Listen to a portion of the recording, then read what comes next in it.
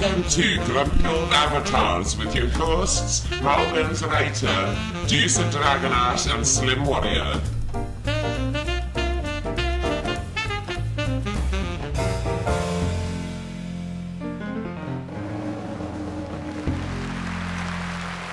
Well, good morning, good afternoon, good evening, or good tomorrow, depending on wherever and whenever you are. I'm Mal Burns, and I'm welcoming you to yet another edition of the Grumpy Old Avatars, the show where we wind down and moan and groan and maybe laugh a bit at the end of the week, as we all should be able to do.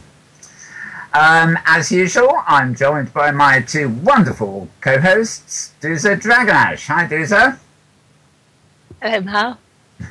And Slim Warrior. Hi, Slimmy. Hello, Mal. Well, this is a landmark show. This really is a landmark show because there was actually a slight hint of optimism in both their voices tonight. It wasn't the usual. Anyway, we're also joined by some wonderful guests. We have somebody you may well know. I think she's been on the show before. She's often on our Week in Review show. And that's Joja Dhara from Virtual Holland and, of course, the group that puts on Metaverse, of which Slim is also part. So welcome, Joja. Hi. Well, yeah, they're all getting off to a good start, as you can hear. And finally, we're also joined by his tag's gone walkabouts, but in world he is Norman Maroon, and Norman is a virtual cobbler by trade, which is his description. He's sort of an entrepreneur. He has a shop called FM Shoes. And he's a former builder too. He does all sorts of things, basically, I guess. So welcome, Norman. Well, hopefully last but not least. Well, at least you have more to say than the other three. So we're off to a good start. Well, okay, welcome everybody. And what a week it's been. I can't think of anything right now to talk about. But we're still winding down after last week's show, I think. We were actually in a privileged position last week because you do not expect a show like Grumpy Old Avatars to get a scoop. But thanks to Stroker, who was on last week, we did get a scoop. So we've been covering it in the news all week too. Anyway, without further ado, I think I'm going to head on over to Slimmy because Slimmy's the one who normally comes up with the theme for the week. So over to you, Slimmy. Yes, this week I have to say that I'm in a really grumpy mood because I'm very concerned about my health using Second Life. And I'm mostly concerned about the fact that I am inhaling a lot of virtual smoke. And it's bothering me a lot. To the fact that, you know, if avatars are smoking in Second Life, am I in any danger of inhaling that virtual smoke? Well, possibly I can answer that for you, Slimmy, seeing as it's me you're having a go at. And me. Right? I think it's strongly possible that it will affect your health because everything else affects us quite in a realistically, it touches our bodies, whatever we do in here, in a first-person sense. We feel it in our bodies. We feel happy, we feel sad, we feel whatever, and you know. So why not have our health ruined by other people's smoking? You know, this is something that actually does make me grumpy in real life. I smoke. You can probably hear my lighter clicking halfway through the show. It's not just my avatar that smokes, but Mal fumes as well. But I really can't stand these people who go on about second-hand cigarette smoke and stuff like that, who are then quite happy to walk into their own high street and within 30 seconds inhale petroleum fumes that are the equivalent of about 40 cigarettes. I agree. To me, the logic in this is completely nonsense, and I've got no time for people who behave like sort of anti-smoking fascists to me. But I think you're just making an excuse.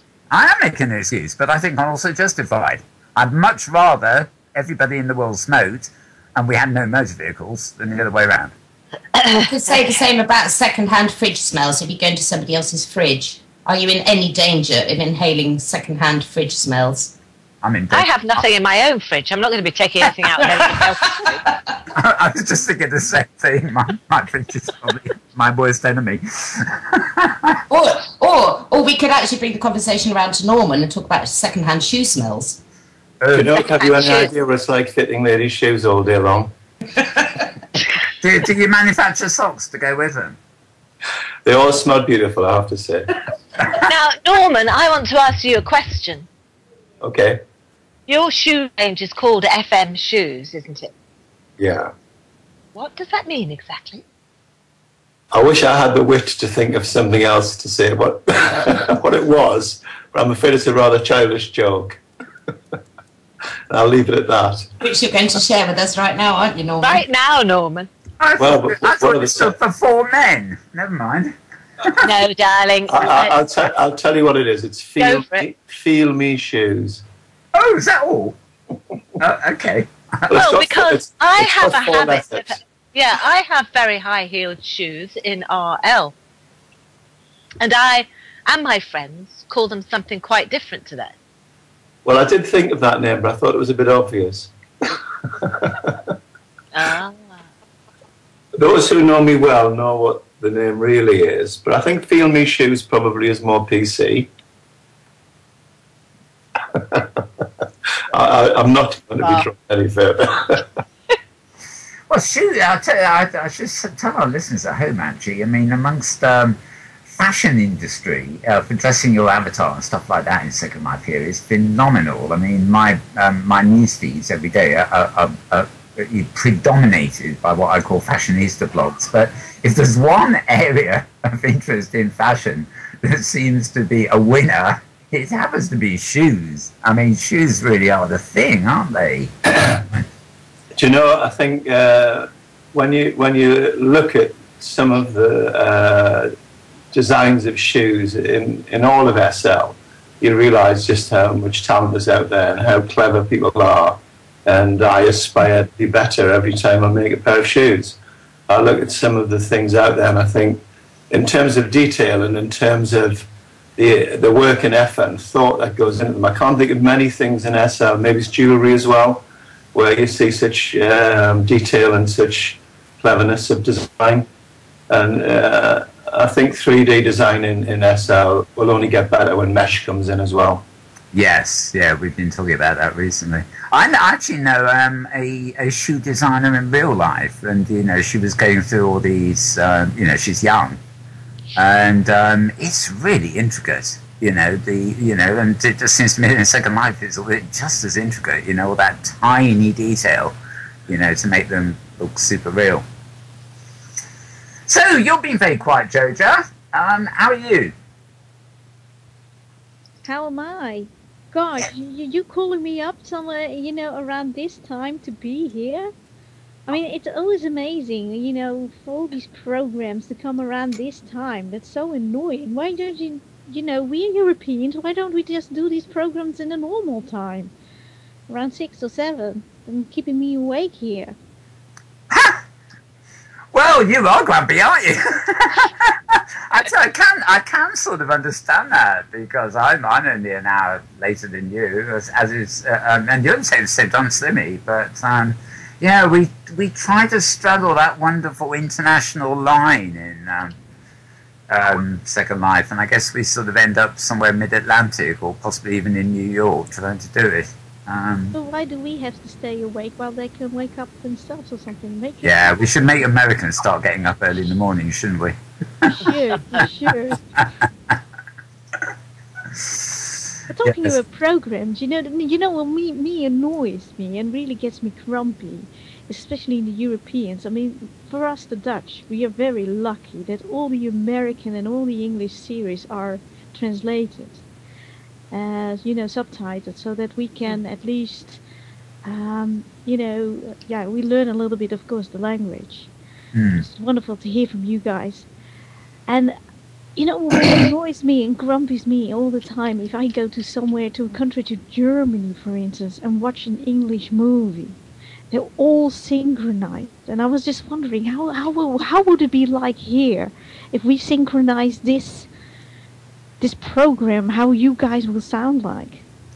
Oh, it's the road to hell, Joja. I did a program once in RL, and it got translated into Spanish. Now, they could have asked me to do the Spanish because I can speak Spanish and I can certainly read it and my accent's not bad. But they didn't. They decided to dub it into a witch. The woman was talking like this, only in Spanish. So quite apart from the fact that I felt they were actually interpreting the way I look as opposed to what I was doing there, right? It was a very bizarre feeling to watch it. But that's a problem that we have with most countries, is that they dub everything. I remember going to watch Rambo, the first Rambo that came out, and I went to watch it in Spain. And we all know what Sylvester Stallone sounds like, because he does have a very deep voice. But the person they'd chosen as the voiceover for him in Spanish, he sounded... So his trousers were a little tight. And he really did not sound Rambo-ish at all.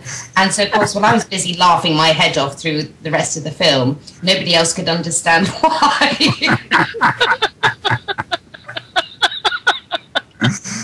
Oh dear. And in Denmark, they're quite good because they don't dub everything. They actually put, subtitles up, which I think is good, because you're left with the original feel of the film, and you can still translate what they're trying to say. But choosing a voiceover when you're dubbing a film must be extremely difficult. But I'm sure they were on a cheapo thing in Spain, because they must have got a really cheap actor, because it was just all wrong completely. Paid by the octave. Yeah, yes. Even if I could just chip in, I went to see True Grit last week, and I don't think they'll need an actor to dub Jeff Bridges' voice, because I couldn't understand it in English.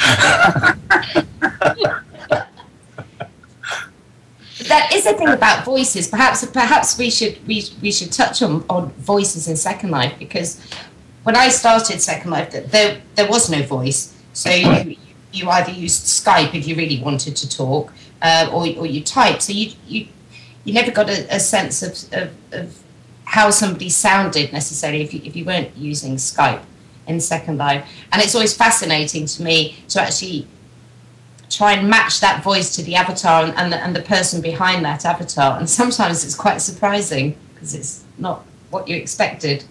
Do you know, this is only the second time I've actually spoken in anything to do with Second Life. Oh my God. And how long have you been in? Since 2006. Oh, really? And It's unleashed the monster here. when was the first time, may I ask?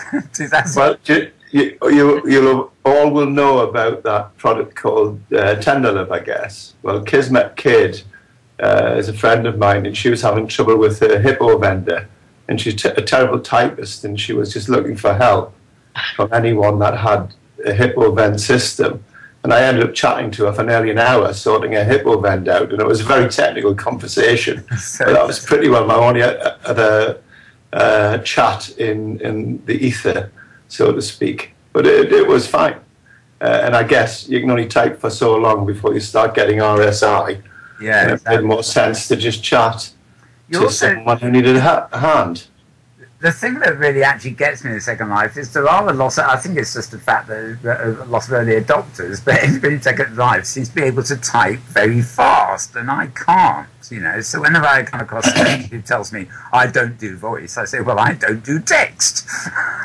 Second Life has taught me to type, that's for sure. I used to be a one-finger typist, and now I can use two. Oh, I can actually wow. I just can't type fast. But no, what Second Life has taught me is typos, because I'm going so fast to try and catch up. I'm not typing the right words anymore. Well, I think typos are almost a new language, aren't they?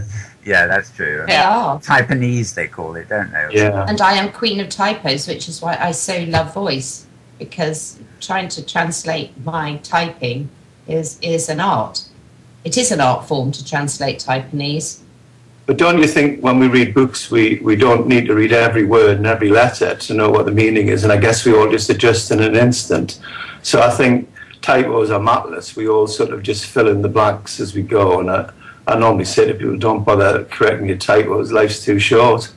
And if I'm not sure what you meant, I'll ask. I think it's a kind of best guess situation. You only get problems when, you know, it's like a 3-letter word and you've done a typo on the crucial letter and it means something completely different, you know, and people take it at face value. But, well, it's a bit embarrassing. I do remember I was having a lovely chat with a musician once, and he said, I don't know, we got to some sort of point and I got another IM, and so I typed in, I'm sorry, I'm busty, instead of I'm busy. So these sorts of things can actually be quite embarrassing. The amount of times I've typed about what I'm doing with my gingers instead of fingers. What, pray, are your gingers? Well, it's what I used to type. Well, do you think that's because, for those of us who are remarkably excellent at typos, type as we speak, which is too fast? And that's how the typos occur. Because I actually look at the screen and I type and I press return and then I look at what I've written and it's too late. Mm-hmm. You know, I can't report firsthand on this because I haven't tried it out yet. But 2 days ago, I went in in Second Life here, and I collected a HUD, a heads-up display, which apparently, with about a 5-second delay, it will allow me to type, and it will convert my type into voice. Now, we can't demonstrate it here anyway, because only the in-world audience would hear us. But you literally switch this HUD on, and everything that gets spoken in type is then converted to voice for you. But I rather dread to think the kind of voices it's going to cough up. So Mal is now dubbed. He's a voiceover. Yes, I really want to hear that voice. I shall have to actually wear it and try it, having picked it up. You know, I thought, oh, that'd be useful for something, and I haven't found a use for it yet. But I do think Second Life is a perfect medium for anyone from Britain to, as I'm sure you do, because we all love double entendres and we all love irony and we all love all of those plays on words. It's almost like conversations in a carry-on film. I certainly find I'm often going ooh and ah and so on and so forth with the little typo mistakes. It can be quite humorous. I agree totally. But I do think we're changing language. We're like the ancient priests of yesteryear, the ones who first wrote the books, because they reckon that, and with Shakespeare, they reckon that a lot of things were mistakes, and they've now, of course, become common parlance. They've changed the language, and I think that's what we're doing. Really, it's something that we all moan about. Every generation moans about whatever the youngest generation is doing with speech or text or texting. Well, there's a whole load of words now, not only from my generation, which is, well, quite a long while ago, of course, but also the online generation. I mean, which are now in the Oxford English Dictionary, because they've reached a point where they're so commonplace in language, they have to be, defined. So. Well, text is now a language, of course, and you're dead right. It's in the Oxford English Dictionary. There's lots of text words in there now, like LOL and so on. Yes, exactly. The perfect example. Yeah. Well, I thought Second Life was brilliant because when I first came in, not having experienced LOL, I didn't want to ask what it meant. No, you don't, do you? And I just assumed it meant lots of love. Oh, I did too. yeah. I thought everybody would say lots of love, and I thought, God, this place is great. Because that's how we used to sign letters to mums in school and so on. Or like something like XOXOXO, hugs, kisses, Yeah, all this. I'm laughing my socks off at your ignorance.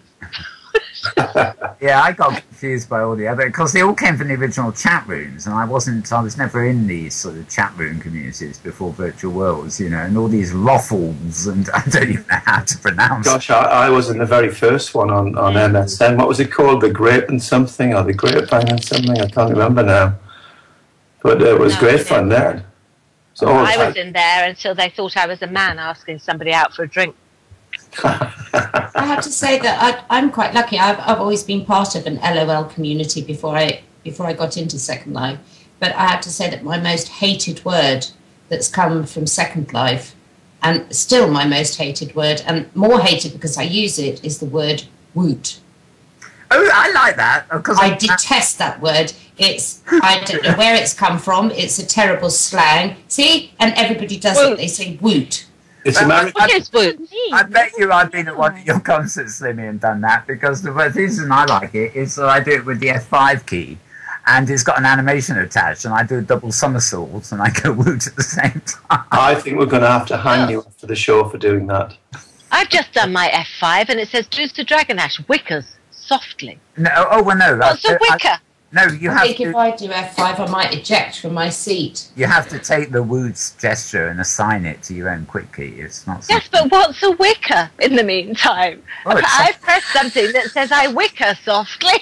You probably have a gesture called wicker, and it's been given the F5 key by default. Yeah. I remember being in a film once and being directed by a horse, and I think that's probably where it comes from, Deucer. Yeah. I seem to vaguely remember a film like that. I'm saying nothing. Yeah. But it is strange. Yeah. It's colloquial language, isn't it? It's what we use, what we're comfortable with. But I've always detested that word, and I hate it because it's quite useful, but it's also very stupid all at the same time. You know, I'm watching the world chat here, and I think we have a little challenge for those of you in the audience here in Second Life. Why don't you actually try and confound us by typing some of these roffles and stuff into chats and see if we know what they are? Here we are. Woot originated as a hacker term for root. What I would like to know is, while the audience have been very busy and being very useful, is I'd actually like to ask Joja, because all of us deal with communities online, and I would like to know from Joja, what is it about communities of people that really annoy you, particularly about being in Second Life, whether it's in your groups or whether it's just people that gather together for events that you've got on? What is it that really irritates you about really stupid groups of people? I don't know where to start.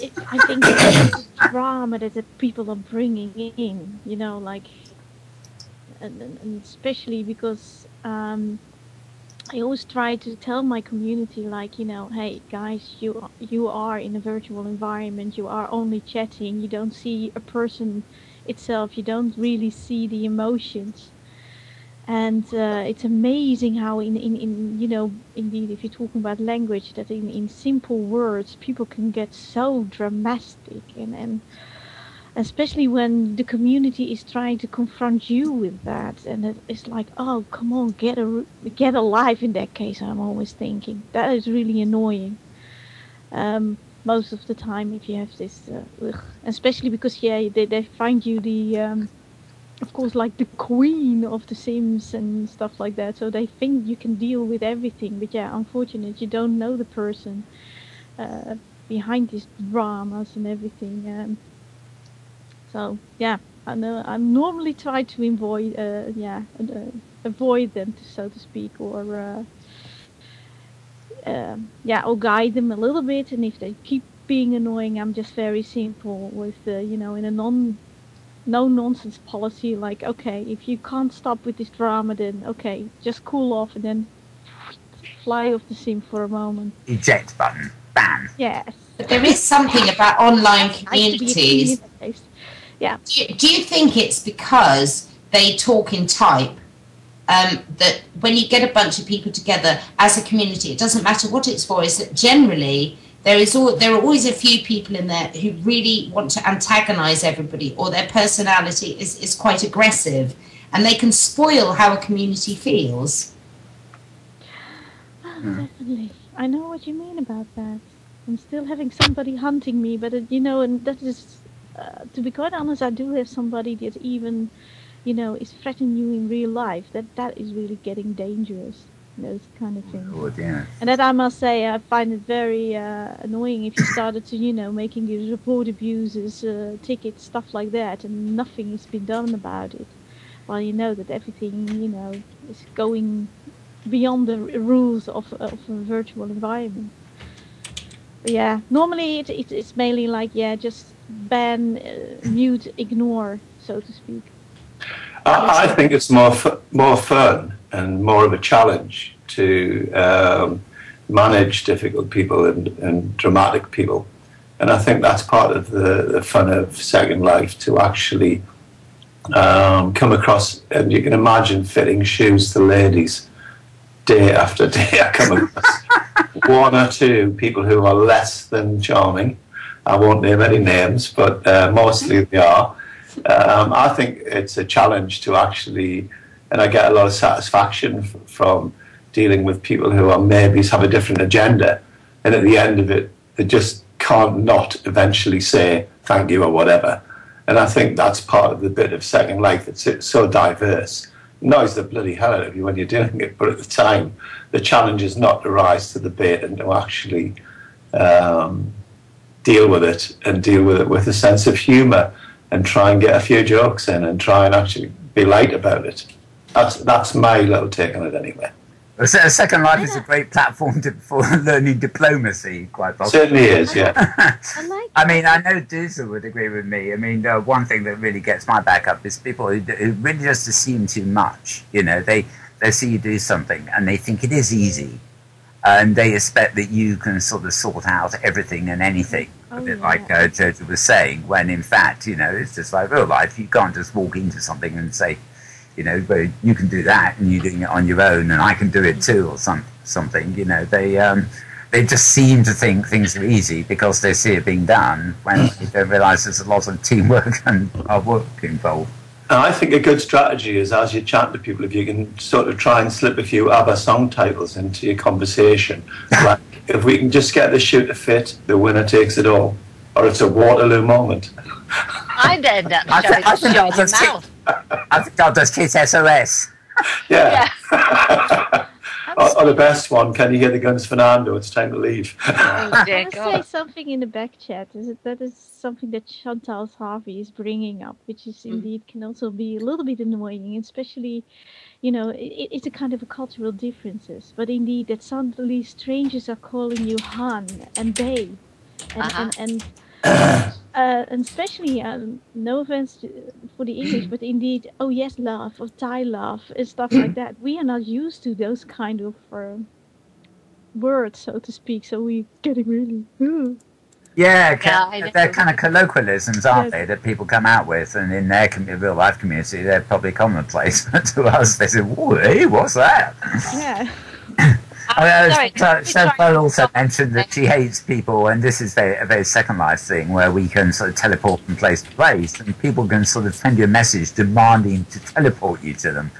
And she's moaning, and I would totally agree with this. You're sitting there busying yourself doing something, and then instead of getting a nice little polite I am or an invitation, which some of which are bad enough in themselves, somebody actually sends you a teleport request, and if you accidentally click on it, you go flying out of your own environment and land at somewhere you probably don't want to go, and that's really rude. It's like calling somebody on Skype when you can always instant message them and tell them, are you okay for a call, kind of thing. But that's to do with manners, though, isn't it? Yes. Oh, yes, absolutely. It is to do with manners. And do you think, as Brits, that we're a little bit hot on wanting people to have good manners, and being rather surprised when actually most people don't have any when it comes to a virtual world? I don't think so. They don't have manners. They don't have manners. Do you know the thing I get more as often as not? People say to me, "You're so polite." You seem very cool because you're so polite, and it isn't that we're particularly polite. I think that we were just brought up correctly by our mums, and if you weren't polite, you got told off. You had to stand in the corner. Dirk McKeon's come up with a very good saying, is that he feels that, he says that perhaps one should send an email to see if you can text them, just call in Skype to see about phoning about visiting. Yes, there are these streams, aren't there? You know, I was very polite, and then I started my periods, and I've not really been the same since. That's for you. I just wait for the time of month that I've got PMS and I don't have any manners whatsoever. That's the interpretation of half the grumpies. At that time. You're not meant to put them in your ears. Period. That's what I was doing wrong. Oh dear. No, I think that's the men. They've got to put their fingers in their ears at that time of the month. Let's talk about men for a moment. Oh yes. Well, there's not much to talk about. It'll be a very short conversation. Well, people write endless books about male behaviour, don't they? So, but I really, really would like to know why men don't like being teased by women, because it brings such joy into my life to tease a guy, and they get really shirty about it. I love being teased. If they understand, actually, in the first place, that they're being teased. I don't mind being teased at all. I live on the sim with about a dozen ladies who are bi or lesbian, and they just tease me endlessly. It's like having 12 evil elder sisters. I have no life whatsoever. I admire you. You're a very brave, courageous man, Norman. My title there is T-Boy. I'm not even going to say what our director, Robusta Sachs. Well, I am. I'm going to post it. All very old friends, I might add, and it's all very above board. I think it's the psychology of things, isn't it? I mean, maybe it's just the fact that some men just don't understand the nuances. Stop laughing, Susan. It's not, it's not funny. I get picked on every day. Sorry, Muff.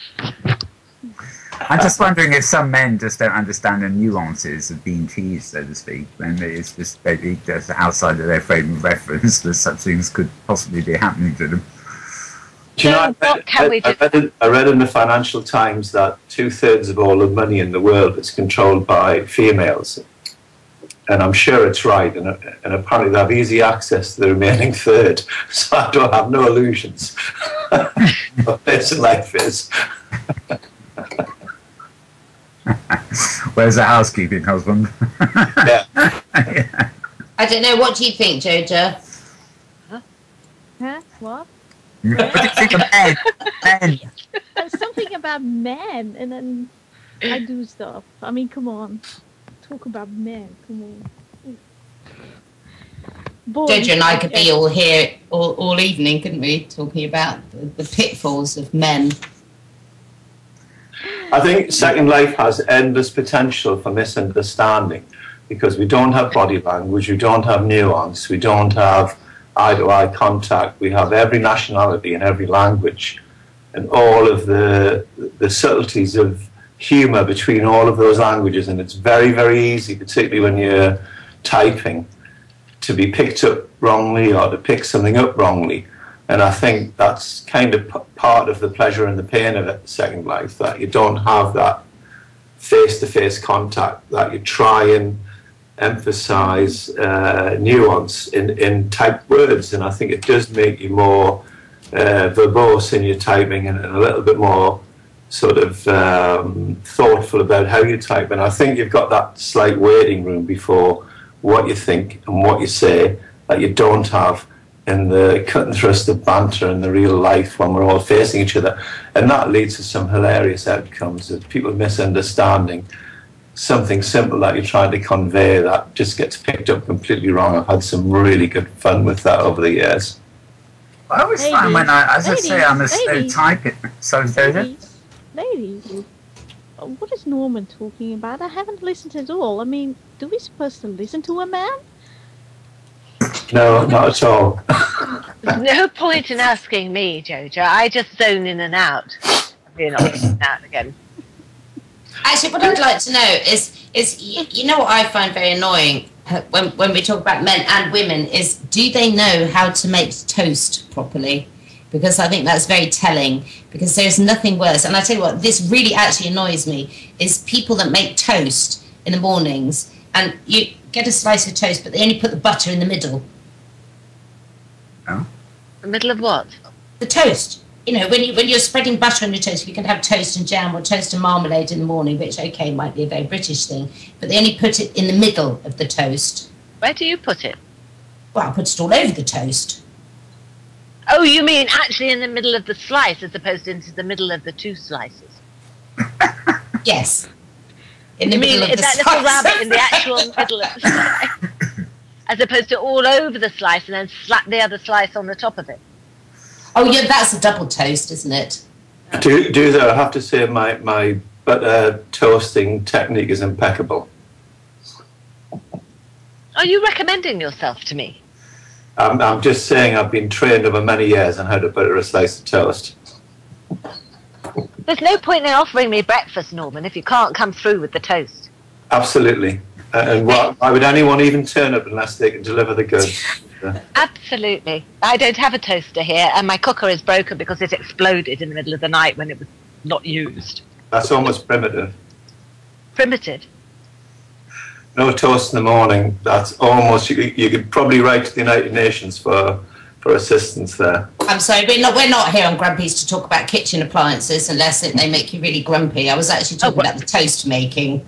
I can't make toast, actually. So if we're going to get back on track, you grumpy people. You get some British people together and we will talk about toast and tea sooner or later. Yes, and the weather. People that can't make tea properly. Yes. Or leave the tea bag in. Absolutely. Without taking it out. Or without using a teapot. What about people who serve up toast that is soggy before you put anything on it? In other words, they haven't toasted it at all properly. You ever have that? Go into like a bed and breakfast or something, and they serve you a thing that hasn't actually been toasted crisp. Does everybody know what a bed and breakfast is? Oh. Yes, I do. Yeah, we do. I heard it when they don't put the toast in a pyramid in bed and breakfast, so it gets soggy. Because if you toast bread, you should make a pyramid from it so it dries out properly and it's crunchy. Yeah. Yes, and not soggy. Yes, yeah, that's right. Absolutely. That's, sort of one away from living in the jungle, isn't it? Yeah, I know. It's beyond bad manners. Get meat in the jungle. Honestly, I don't know what the hell you guys are talking about. I just remain with my sandwich and cheese. I mean, what about toast and jam and how men are making it and women are making it? No, just my sandwich and cheese. But it was just a thing that I had to bring up that's made me quite grumpy this week, is that my son made me some toast and all he did is he put the butter in the middle and it really annoyed me. That was all. Does he not have the energy? He's a teenager, is he? Yes. Yeah, he doesn't have the energy to spread it to the sides. That's the trouble. The proper way to serve it is toast as you like it, and you put a little dab of butter at the side of the plate and a little dab of jam at the side of the plate, and the person eating it can customize it to what they want. Yes. You're so posh, by the way, Mal. That is so posh, Mal, and now you're suggesting that I haven't trained my teenage son well enough to be able to know how to do that. And Actually, I have to say that Lisa Hermano is shocked that you have a teenager that makes you toast. Yes, I'm quite shocked too. Or the worst is when they then put too much butter on the toast in the middle of the toast, and then they scrape it back into the butter dish, and so you get all the crumbs that are left in the butter from the toast or the sandwich or whatever somebody's made before. How did they invent butter? Yeah, I don't They think just shook milk around for a long time in the old days when they didn't have fridges. Yeah, but how did they know that it would keep? I don't know. I want to know who invented it. I know, let's scrape the excess butter back into the butter dish so the next person that has it can also taste the sandwich that I ate 3 days ago. It's disgusting. I think it all stems back from that phrase, if you butter someone up, stick with me on this one. I think it all stems from the phrase, if you butter someone up, and it's probably a Roman thing where on a Friday, you've had a hard week on Hadrian's Wall, walking up and down. You know, your wife's a bit grumpy. You get the butter out, butter up the right way, and she's happy. Or it's Butterfingers. Well, actually, she has just died, hasn't she? And Butterfingers too. Who's just died? Maria Schneider, was it? Who was buttered up the wrong way? I don't know. Now we are talking regional here. We're talking what we're talking about now. We're talking about last tango in Paris. Are we? I thought we were talking about toast. She was buttered up the wrong... I have to confess, never mind. Talk of culinary disasters. I have to confess that I did not come across this dish till I was probably in my late 20s, because I wasn't familiar with all parts of the UK at that stage in my life. But there is a delicacy known as the chip butty. Oh, yes. Which has to be the most disgusting thing ever invented. No, it's just delicious, Mal. You haven't lived until you've had a chip butty. Really. Wow. Really. I think that one's aimed at Norman, because unless I'm mistaken, it's a regional delicacy. No, apparently it comes from Glasgow, and I was in Glasgow years ago, and they deep fry everything. They deep fry Mars bars, and they deep fry confectionery, and they deep fry pizzas and everything like that. And they do. You can go in the shops and buy chip buddies, chip McBuddies. That's why that's where McDonald's was founded in Glasgow. They'd seen the chip McBuddies, and someone plagiarised the idea, and where we are now. I was just going to say, if you're going to McDonald's now and they offered you a chip McButty, yeah, I think most people would think, what? Yes. Fox has just brought up something that I sort of threw into a conversation a while ago, which is spotted dick. Oh, that's yummy too.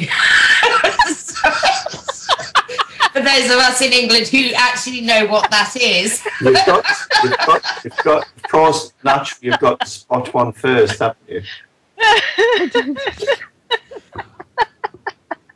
For those of you who are watching the programme who are not from Britain and don't know what spotted dick is, it is actually an English pudding made with bread and sultanas or raisins and milk. And penicillin. And custard. Down south they actually call it... It was a cheap version of a sponge pudding. Yes, back in old times. Bread and butter pudding. Very, very popular in the 40s, 50s and 60s. Mind you, I didn't start off living in England. I started off living somewhere fairly different. And I first came to England and I first went to school. They gave me, I think, pudding, I would call it, but a dessert called gooseberries and custard. And I'd never seen a gooseberry before. I had never heard of it. And I looked at this thing, which was green and round and floating in yellow custard. And they're a bit hairy as well, aren't they? They're a bit hairy. And when you put them in your mouth, they have a... they have a sort of... I don't know. I haven't eaten them since. All I could think is these people eat a bit of a hairy texture. That's what I was thinking to myself, and there was no way anybody has been able to induce me to eat them since. Can anybody tell me what the ingredients of spam? Oh God, I don't know. I don't want to know. You don't want to know what's in spam. I've got so many Canadian and American friends who've been to the UK and they were served spam every day in bed and breakfast, and they've asked me what it is, and I do not have a clue what spam is. All right, we'll look it up. We'll Google it right now, folks. Right, the ingredients of spam. It's a processed sausage, basically. Spam, isn't but it? It's not a sausage shape, is it? Yes, and it was very popular in British schools as a lunch. They offered people fried spam, which was it was covered in batter, and when you opened the batter, the whole spam thing glowed in the dark, and it was very greasy. And they insisted that it was very healthy for you, along with tapioca, which they convinced you was a very good pudding for you, but actually was frog spawn in disguise because schools couldn't afford to get proper food. So they served frog spawn instead. Didn't Monty Python do a skit on spam? Yeah, I was just going to come up with that, and Doozer's just put this long thing in text chat. But I mean, it was immortalised by Monty Python, and that's actually where the email spam phrase came from, as far as I know. It was just unwanted email. People used to just start calling it spam, and now everybody uses. It was like unwanted school lunches. So is spam from an animal, or is it a mixture of animals? So spam is a mixture of pork with ham, salt water. I think it's got some preservatives and other disgusting things in. And really, you shouldn't eat it, ever. All right. I'm going to throw this one into the pot as we're talking about strange food. Eaten mess. What? What did you say? Here we are. Eaten mess. Eating in a mess? No. As in the public school eating, is it? Yeah. And the mess is what? That's an army term, isn't it? Mess is canteen, isn't it? Where they all go and make a mess. Isn't eating mess a mixture of cream and raspberries and what's that stuff they make pavlova out of? Meringue. Isn't that what it is? Just mixed up in a bowl? Yes, delicious. And I think it's strawberries. Strawberries, yeah. Yeah. Oh, that's it, yeah. I don't know. Why is that making us grumpy? It's not making us It's grumpy. not, It sounds rather very happy. Having to eat spam would make me actually quite ill, apart from just reminding me of some horrible school lunches. Tapioca was always the day that everyone's head sank and shoulders went down. It was tapioca day. Yes, always. And they thought they'd make it better by serving it with a dollop of jam. Frog spawn. Yeah, dead frog spawn with a lump of red stuff in the middle. Quite unappetizing, really. I think that's a consensus, is it, on frog spawn? Joja's given her sandwich up, that's for sure. I don't think Joja's ever going to eat toast or sandwiches ever again now, after what we've been discussing. I'm really beginning to feel rather sympathetic for any Americans in our audience, because I actually know, but talking to my partner in America, I mean, sometimes I go on about courgettes and various food and stuff, and they've never heard of these things. They've got completely different names for just... Yeah, because it's eggplant, isn't it? Oh, no, that's aubergine, it's an eggplant. Yeah, courgettes have got some really weird name in America. It doesn't sound like courgettes at all, so I don't know what our American friends in the audience... Zucchini, which is its proper name, isn't it? Oh, zucchini or something, yeah, something like that. Yes. I quite like the American word, is it cilantro? For Cilantro. Cilantro. Yeah. Is that Canadian and American? What is it? Cilantro, it's a Latin. It's cilantro Latin because it's coriander. It's American word for coriander. I think it sounds nice. Is it really? I thought it was like a sort of slab of fat. No, it's coriander. Where did I get that from? I love coriander. No, there's another one come up in the audience from Liz O'Mano. Tripe. I've never figured what's in tripe. Tripe doesn't have something in it. Tripe is. It's the inner lining of a sheep's stomach. Oh. No, I tried tripe for the first time late last year in a Chinese restaurant that specialised in dim sum. And someone dared me to try it, and it looked absolutely gross. And it was actually, to taste, was the nicest thing on the menu. No, that's disgusting, Norman. It was dressed up in lots of Chinese five spice and all of the bits and pieces. But it didn't have a slimy texture. It was almost like eating, I suppose, squid would be the nearest thing, or baby squid.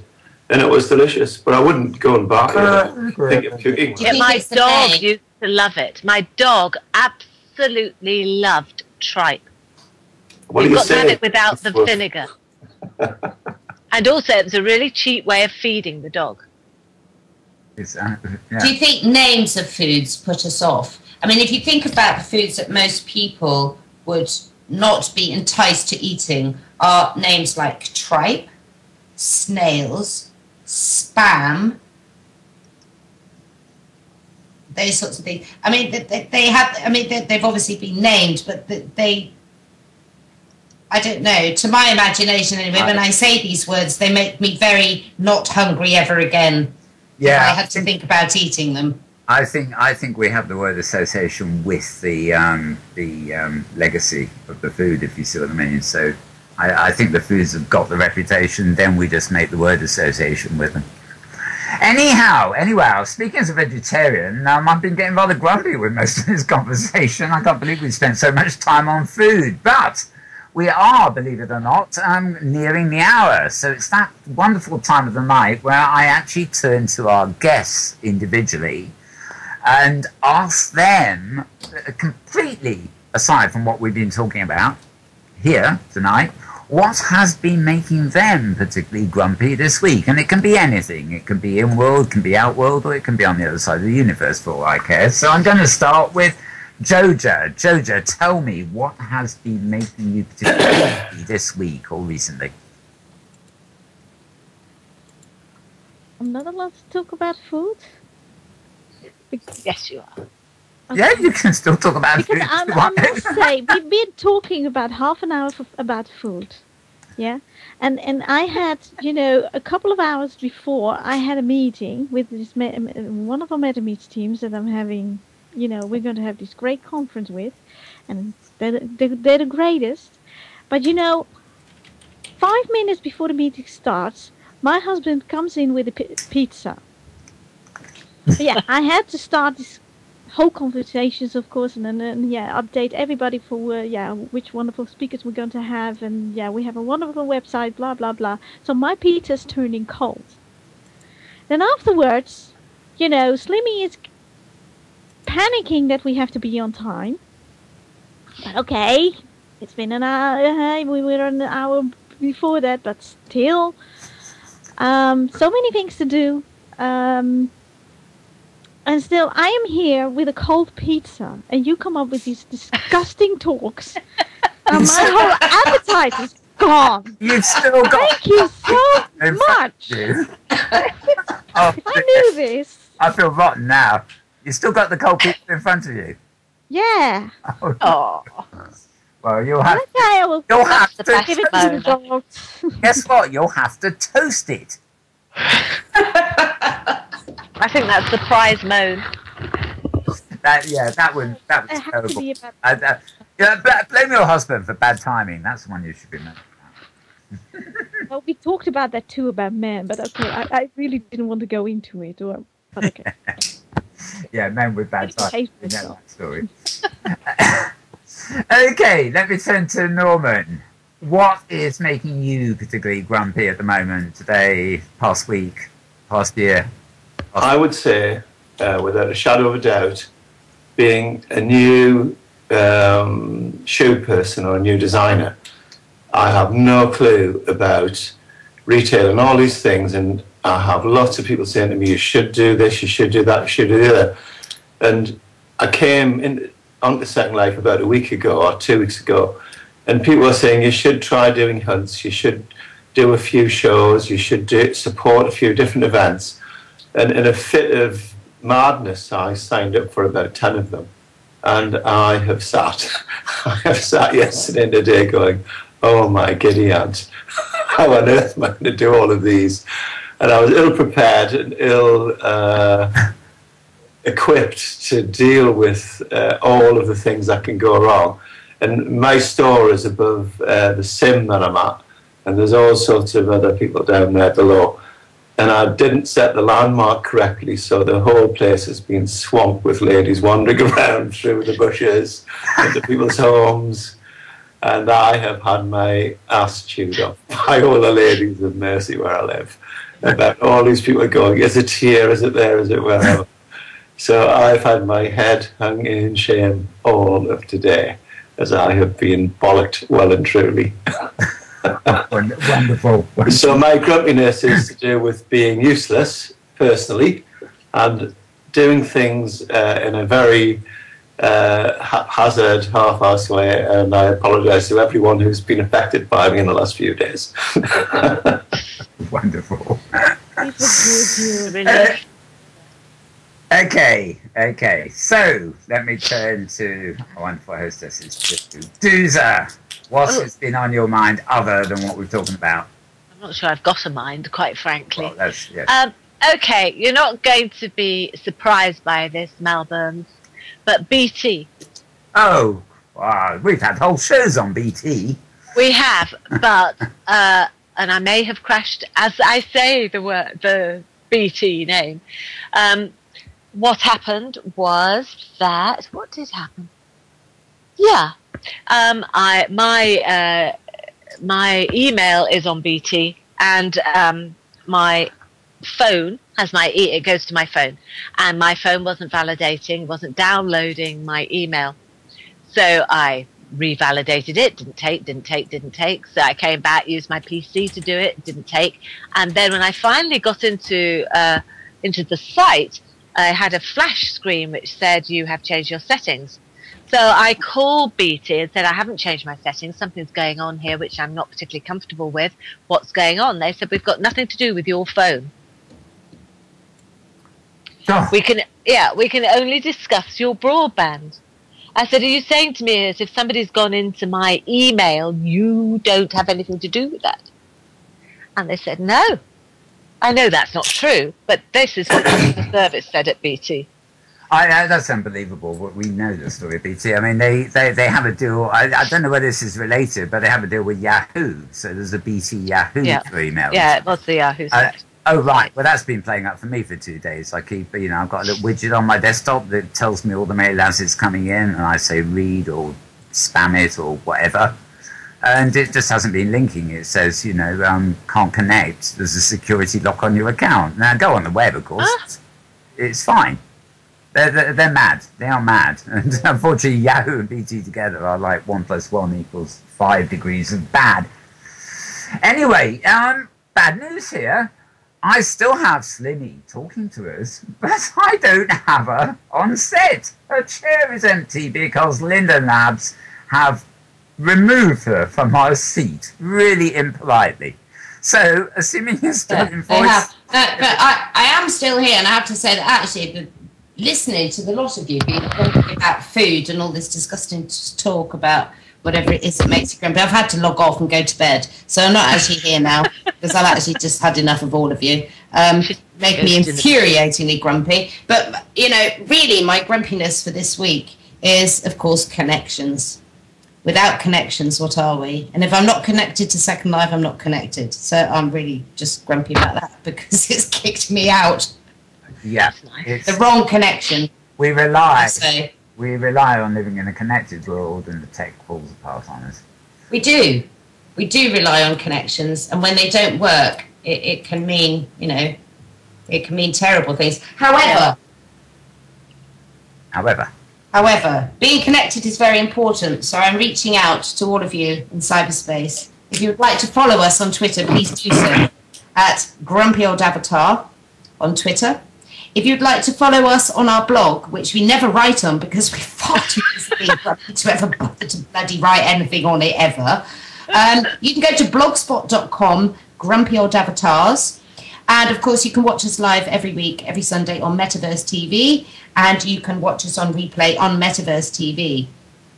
And, so I'm off to bed now. Bye. Bye. Sweet dreams. Good night, Slimmy. Okay, folks, well... It's wrap-up time. This is amazing just how quickly an hour goes. And I've got about a minute to wrap up. So, yes, indeed, you can find embedded replays of the show all over the place. And we will be back same time, same place next week with another wonderful edition of the Grumpy Old Avatars. Which we're not really. No, honestly, truthfully, we're not. Well, we are, sort of. But anyway. So, good night all, and we'll see you later. Bye. Oh yes, I forgot to thank our wonderful guests, especially Joja Dhara and Norman Maroon.